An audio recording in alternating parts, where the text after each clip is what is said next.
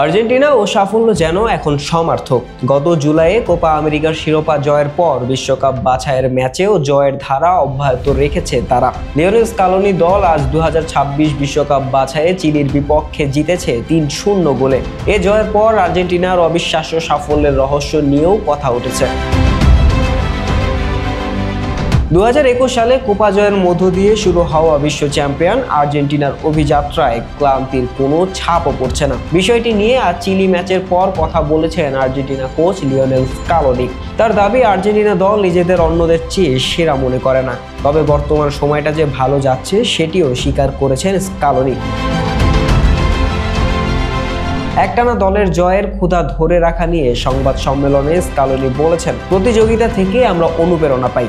জাতীয় দলের হয়ে খেলার গুরুত্ব এবং এখানে লড়াই করার বিষয়টি নিয়ে খেলোয়াড়দের বোঝানো খুবই কঠিন কিছু নয়। তারা বার্তাটি বুঝতে পারে এবং লড়াই চালিয়ে যায়। এর ফল ইতিবাচক এবং সেটা আমাদের সাহায্য করে। চিলির বিপক্ষে ম্যাচটি বিশ্লেষণ করে স্কালোনি আরও বলেছেন, 30 মিনিট পর্যন্ত আমরা তাদের চেয়ে ভালো খেলেছি, তবে প্রথমার্ধের শেষটা ভালো ছিল না। বিরতির পর ড্রেসিং রুমে স্কালোনি তার খেলোয়াড়দের সঙ্গে কথা বলার পর দ্বিতীয়ার্ধে পরিস্থিতি পাল্টে যায়। তেতে ওঠা হুলিয়ান আলভারেজ, পাওলো দিবালারা দ্বিতীয়ার্ধেই 3 গোল করেন। বিরতির পর দলের বদলে যাওয়া নিয়ে আর্জেন্টাইন কোচ যোগ করেন, দল শুধরে নিয়েছে এবং দ্বিতীয়ার্ধে খেলায় আরও উন্নতি করে ফিরে এসেছে। প্রথম গোলের সময় দলের খেলাতেই বিষয়টি স্পষ্ট ছিল। শেষ পর্যন্ত ম্যাচের ফলটা ন্যায্য।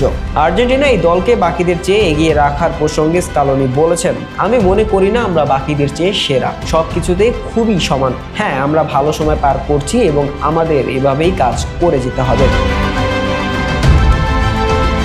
সর্বশেষ কোপার ফাইনাল জিতে আর্জেন্টিনা দল থেকে অবসর নেওয়া আনহেল ডি মারিয়াকে আজকের ম্যাচে আনুষ্ঠানিকভাবে সম্মাননা জানিয়েছেন আর্জেন্টিনা ফুটবল অ্যাসোসিয়েশন। ডি মারিয়াকে নিয়ে স্কালোনি বলেছেন, আনহেল এই দল ও দেশের কিংবদন্তি।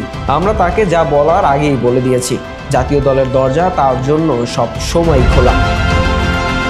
শাহরিয়ার আহমেদ জয়, ডেস্ক রিপোর্ট, আইকো স্পোর্টস।